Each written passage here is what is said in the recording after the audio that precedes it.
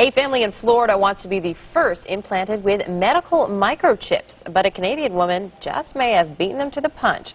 As TechLive's Matt Markovich reports, there is no medical reason behind her implants. In fact, she just wants to prove a point. When Nancy Nesbitt left her vet after getting her dog chipped, she had an idea. So this is an x-ray of my two hands, clearly showing the microchips. Why not get chipped herself? I mean, I look at your x-ray, it's between the bones. Can you feel that in your hand there?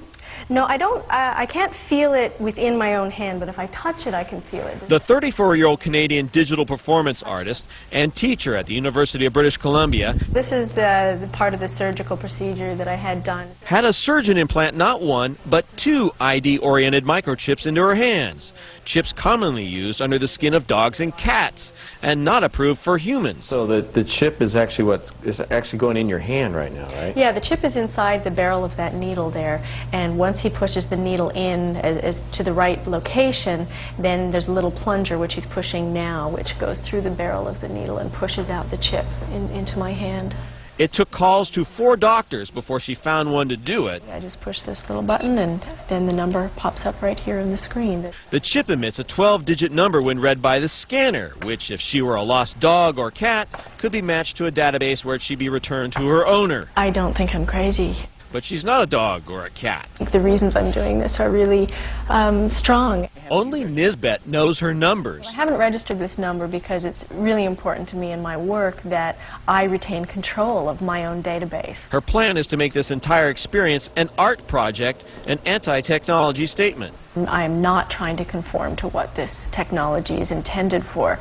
I'm trying to subvert this technology. It's why I've implanted 2 of them. With 2 chips inside or more, she wants to prove a person could have multiple identities with this technology.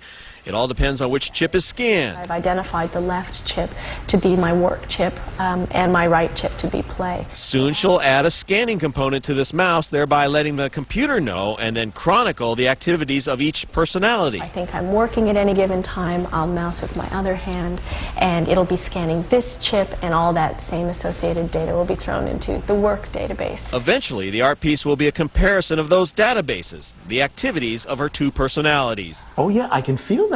Yeah. There's the outline. Yeah, there's a little bit of outline there, and I can sort of poke the end of it, and you can sort of see it move. Regardless of why she's doing it, she has 2 chips in her hands, in places doctors told her are not so good.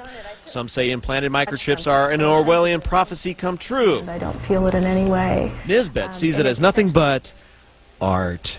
In Vancouver, British Columbia, Matt Markovich, TechTV.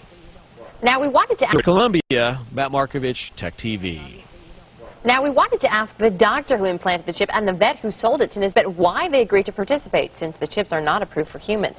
Nisbet, however, would not give us their name.